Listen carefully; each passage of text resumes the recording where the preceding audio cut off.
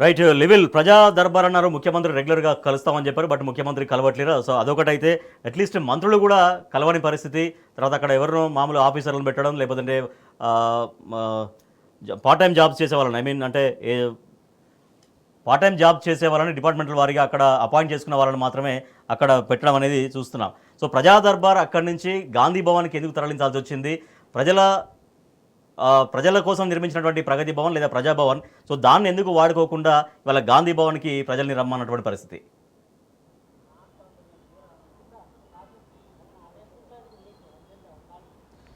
ఇవాళ ఏదైతే ప్రజావానికి సంబంధించి మనం మొదటి నుంచి కూడా చెప్తున్నాం, ఇవాళ ప్రజావాణి ఉత్త అంగు ఆర్భాటాలకే తప్ప అందులో ఎలాంటి సమస్య కూడా పరిష్కారం కాదు, కేవలం వినతులు మాత్రమే తీసుకుంటారు అనేది మనకి ఇవాళ ప్రధానంగా కనిపిస్తుంది. అందులో భాగంగానే ఇవాళ ఎన్ని వినతులు వచ్చినాయి అని రోజువారీగా ఇస్తారు, కానీ ఎన్ని పరిష్కారమైన మాత్రం ఇప్పటి వరకు ఇవ్వని పరిస్థితి ప్రభుత్వంలో కనిపిస్తుంది. ఆ ప్రభుత్వం వినతులు తీసుకున్న సంఖ్య మాత్రమే చెప్తారు డిపార్ట్మెంటల్ వైజ్గా, కానీ పరిష్కరించిన సమస్యలు మాత్రం ఇప్పటి వరకు పెట్టని పరిస్థితి ఈ ప్రభుత్వంలో కనిపిస్తుంది. అయితే ప్రగతి భవన్ను ప్రజాభవన్గా మార్చాం. ఈ ప్రజాభవన్లో ప్రజలంతా వచ్చి వారి సమస్యలు చెప్పుకోవచ్చు అని చెప్పారు.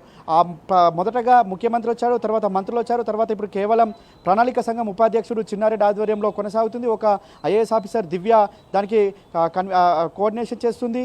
అయితే ఎవరైతే ఆయా డిపార్ట్మెంట్లకు సంబంధించిన అవుట్సోర్సింగ్ ఎంప్లాయీస్ ఉంటారో వారు మాత్రమే అక్కడ వినతులు తీసుకుంటున్నారు. వారికి వినతి ఇచ్చే సందర్భంలో ఇది ఎప్పుడు పరిష్కారం అవుతుంది అని అడిగితే మాకేం సంబంధం లేదు, మేము వినతి పత్రాలు మాత్రమే తీసుకుంటాం, ఇది పై అధికారులకు పంపిస్తాం, వారే సమస్యను పరిష్కరిస్తారు అని చెప్తారు. కానీ ఎవరు దాన్ని పరిష్కరించిన నాదులు లేడు. అనేక సందర్భాల్లో చూసాం, పరిష్కరించకపోగా అక్కడే నిరసనలు తెలిపిన క్రమం చూసాం. చాలామంది ఎవరైతే నిరుద్యోగులు కావచ్చు, ఇటు ఏదైతే కాంట్రాక్ట్ లెక్చరర్కి సంబంధించి కావచ్చు, ఇటు గ్రూప్ 1 సంబంధించిన అభ్యర్థులు కావచ్చు, అనేక మంది నిరుద్యోగ అభ్యర్థులు అక్కడ జాబ్ ఆస్పిరెంట్స్ అంతా కూడా అక్కడ పెద్ద ఎత్తున వారికి సమాధానం దొరకకపోగా, వారి సమస్యకు పరిష్కారం దొరకకపోగా అక్కడే నిరసనలు తెలిపిన పరిస్థితి కూడా మనం చాలా సందర్భాల్లో చూసాం. కాబట్టి ఒక ప్రజా భవన్ అని పేరు పెట్టి ప్రజావాణి అని ఒక దానికి నామకరణం చేసి తూతు మంత్రంగానే చెప్పారు. అదంతా కూడా ఎన్నికలకు ముందు మాత్రమే వర్తించింది, ఎన్నికల తర్వాత వర్తించదన్న చందంగా ఈ ప్రభుత్వం వ్యవహరిస్తుంది.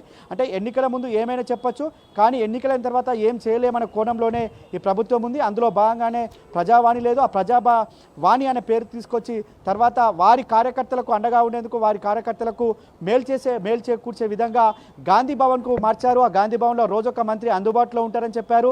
ఆ మంత్రులు ఒక్కొక్కరుగా వారంలో ఒకరోజు అన్నారు, 2 రోజులు అన్నారు. ఇప్పుడు ఆ కనీసం గాంధీ భవన్లో కూడా వినతులు తీసుకునే నాదు లేడు. ఎందుకంటే ప్రజాభవన్లో చెప్తే మేము ప్రజలుగా వచ్చాం, ప్రజాభవన్లో చెప్తే మాకు న్యాయం జరగట్లేదు, గాంధీ భవన్కి పోతున్నా మమ్మల్ని కాంగ్రెస్ కార్యకర్తలుగా అనుకోనన్నా మాకు న్యాయం చేస్తారేమో అని చెప్పేసి ఇక్కడ ప్రజాభవన్కి వచ్చిన చాలామంది, ప్రజావానికి వచ్చిన వారంతా కూడా గాంధీ భవన్కి పోవడంతో అక్కడ కూడా చేతులెత్తేసిన పరిస్థితి ఈ కాంగ్రెస్ ప్రభుత్వం కనిపించింది.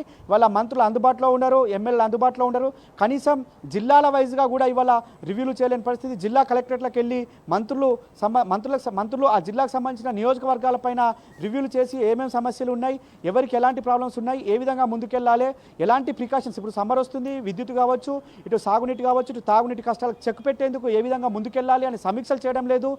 దానికి సంబంధించిన వినతులు ఏమొస్తున్నాయి అంటే ప్రతి సోమవారం కూడా జిల్లా కలెక్టరేట్లో ప్రజావాణి నిర్వహిస్తారు. ఆ ప్రజావాణికి సంబంధించిన పరిష్కారానికి సంబంధించి కూడా ఈ మంత్రులు రివ్యూ చేయట్లేదు. కనీసం జిల్లాలకు వెళ్తే మంత్రులు రివ్యూ లేదు, నియోజకవర్గాల స్థాయికి వెళ్తే ఆ నియోజకవర్గ స్థాయి రివ్యూలు కూడా ఈ ఎమ్మెల్యేలు చేయట్లేదు. ఇవాళ పాలనంతా కూడా పడికేసింది, గాలికి వదిలేశారు.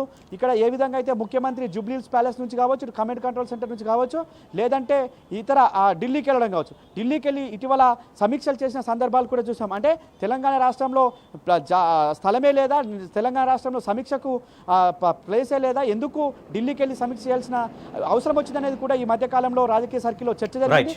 ఇవన్నీ చూస్తుంటే వీళ్ళందరికీ ఒకే ఒక మార్గం, అంటే అధికారం కోసమే అనేక హామీలు ఇచ్చారు, అధికారం కోసమే ఆనాడు అడ్డగోలుగా చెప్పారు. ఇవాళ అవన్నీ కూడా అమలు చేయడానికి ఇబ్బంది అవుతుంది. అవన్నీ అమలు చేయలేకనే ఇవాళ ప్రజలకు దూరంగా ఉంటున్నారు, ప్రజలకు అందుబాటులో ఉండలేరు అనేది మనకు ప్రధానంగా చర్చ జరుగుతుంది. రాజేష్, గట్టిగా ప్రజాపాలన కాదు ప్యాలెస్ పాలన, ఇది ప్రజల్లో జరుగుతున్నటువంటి చర్చ. ప్రజాపాలన తీసుకొస్తాం, ఇందిరమ్మ రాజ్యం తీసుకొస్తాం, స్వేచ్ఛ ఉంటుంది, ముఖ్యమంత్రిని ఎప్పుడైనా కలుసుకోవచ్చు, తమ సమస్యలు నేరుగా ముఖ్యమంత్రికి చెప్పవచ్చు అనేది గతంలో చాలా ముమ్మరంగా ప్రచారం చేశారు. ముఖ్యమంత్రి రేవంత్ రెడ్డి కూడా స్వయంగా ప్రమాణ స్వీకారోత్సవంలో అదే మాట కుండబద్దలు కొట్టినట్టు చెప్పారు. కానీ ఆచరణలో మాత్రం అది కనిపించట్లేదు.